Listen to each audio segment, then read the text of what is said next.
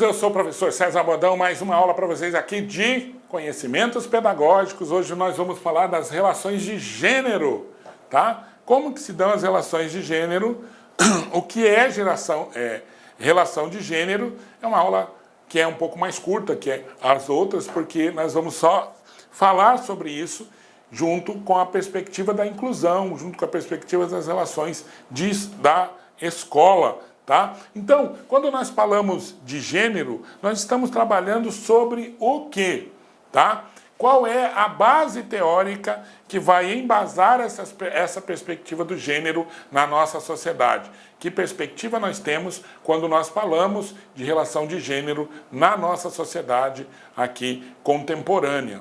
Tá? Então, quando falamos sobre isso, nós estamos na perspectiva de entender como isso funciona, como isso se dá, tá bom? Agora foi.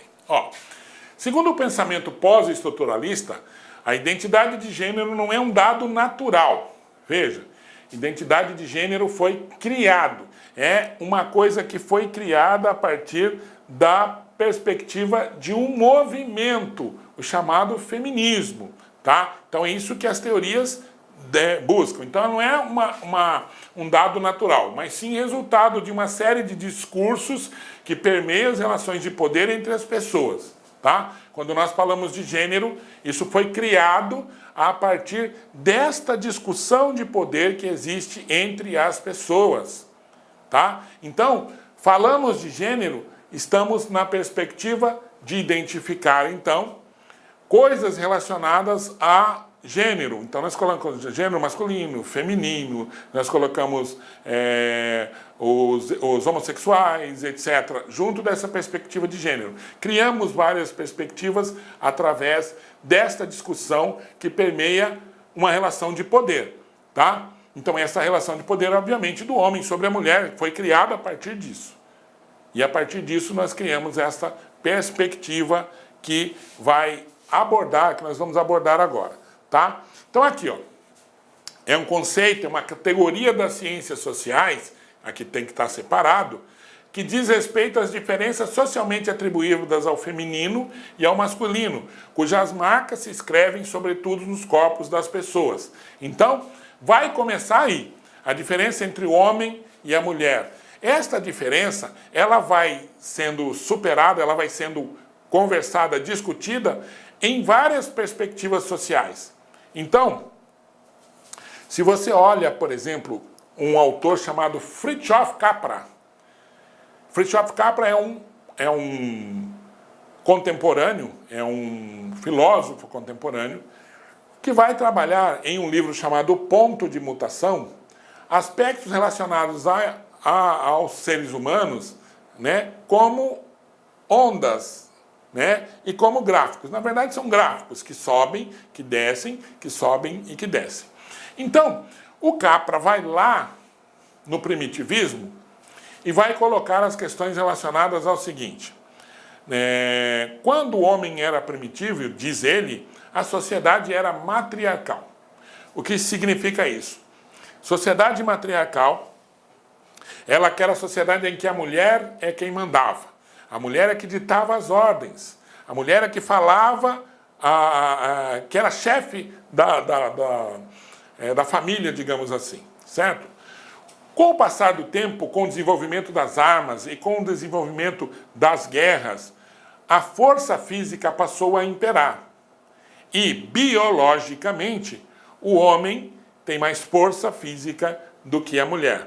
Esta diferença entre homem, força física e mulher fez com que, através da força, o homem, neste gráfico ascendente, passou a ser o chefe da família, a sociedade passa a ser patriarcal. Deixa de ser matriarcal e passa a ser patriarcal. Isso perdurou por vários anos, até que, a partir da década de 70, acontece um movimento, isso antes, né, mas na década de 70 se aumenta, acontece um movimento em que vão discutir essas relações de poder existente entre homem e mulher.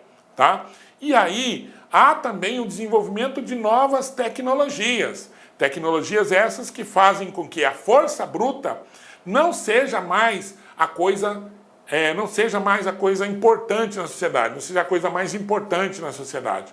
Tá? E aí a força bruta dá lugar ao pensamento, às decisões pensadas ao intelecto.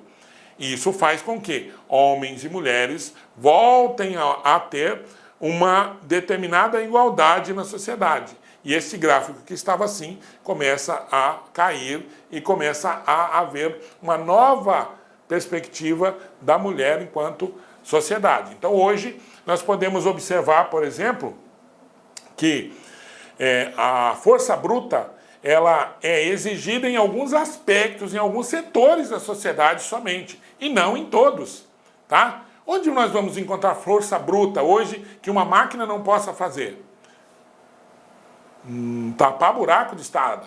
Eu não vejo mulher tapando buraco de estrada ainda, não vi ainda. Mas pode acontecer. Por quê? Porque na construção civil já tem mulher. Dirigir caminhão, que antigamente era uma tarefa só para homens, porque os caminhões necessitavam de força bruta. Hoje caminhões têm tanta tecnologia que qualquer um, pasmem, através de comando de voz, conseguem dirigir os caminhões. É preciso pensar, raciocinar, ter cuidado, ter experiência para certas coisas, mas uma mulher consegue, tanto é que tem mulheres dirigindo ônibus, dirigindo caminhões. Mulher estivadora, que não tinha mulher no exército, nos cargos de comando, então as mulheres começaram a ter esta perspectiva de comando também, que era típica dos homens. Tá? Portanto, quando nós falamos, é um conceito, categoria das ciências sociais, que diz respeito às diferenças socialmente atribuídas ao feminino e ao masculino, cujas marcas se inscrevem, sobretudo, nos corpos das pessoas. Tá?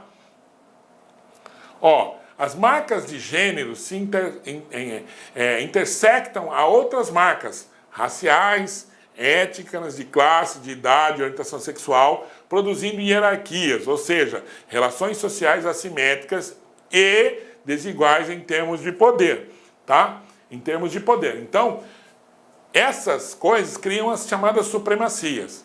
Então, tem os supremacistas raciais, aqueles que acham que uma determinada cor é melhor que a outra. Tem supremacias étnicas. No Oriente Médio, pessoas de uma mesma região, mas porque fazem parte de um grupo que se sobrepõe a outro, querem acabar com este grupo. Nós podemos citar aqui os sunitas e os xiitas. Sunitas querendo destruir os xiitas tendo que correr. Os curdos, né? Então, essas são supremacias étnicas. Tem também as chamadas supremacias de classe, mais sutis, mas que existem. Aqueles que têm dinheiro, aqueles que têm poder através do dinheiro, querem dominar, querem sobrepujar as pessoas que não têm.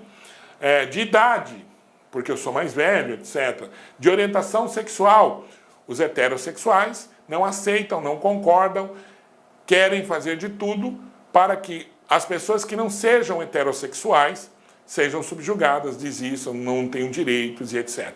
Isso acontece muito, tá? Então, há hierarquias de uma sobre as outras, junto com a perspectiva do homem, da mulher, da perspectiva de gênero, tá?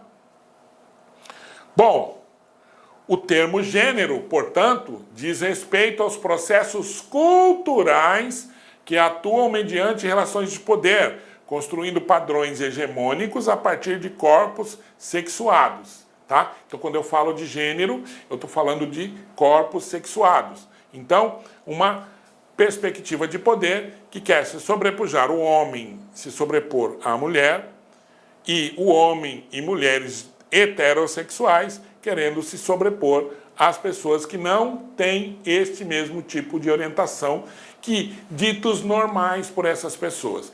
Então, o grande discurso, o maior discurso a respeito das pessoas que defendem esse tipo de supremacia é que isso não é natural. Ou seja, o homossexual é uma aberração da natureza, não é constituído por Deus, não pode constituir família, e isso cada vez mais ganha espaço.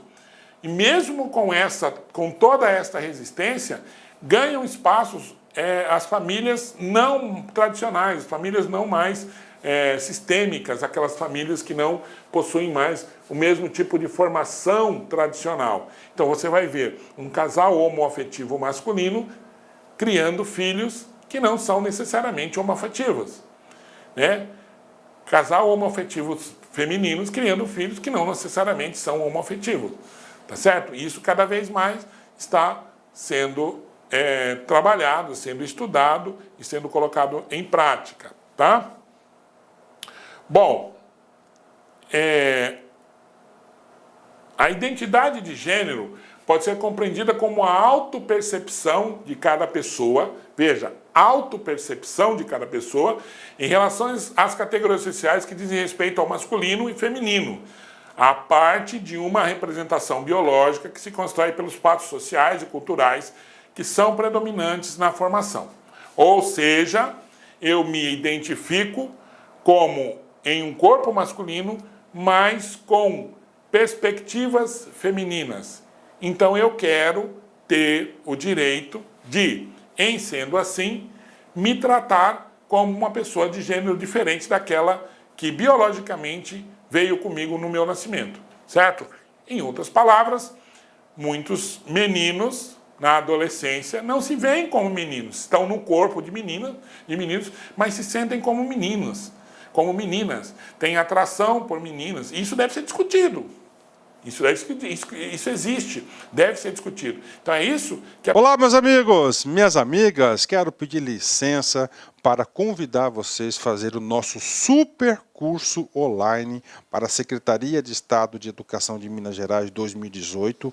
Nós aqui do Lá Concurso, nós preparamos um super curso para vocês, um curso muito competitivo que eu tenho certeza que você não vai se arrepender. São para 2 cargos, um para o cargo de especialista de educação, educação básica, um curso completo que custa apenas 10 parcelinhas de R$30, e outro curso para professor que atende 100% dos conhecimentos gerais, que são um investimento de 10 parcelas aí de R$25. Bacana, espero vocês, quero que vocês continuem assistindo essa videoaula lá no nosso site. Ah, detalhe, você quer aí esse material de apoio do professor? Vai aqui embaixo, clique aqui embaixo, que você pode fazer o download gratuitamente. Bacana, meus amigos? Fiquem com Deus, um forte abraço, espero vocês. Fui, tchau. Clique lá.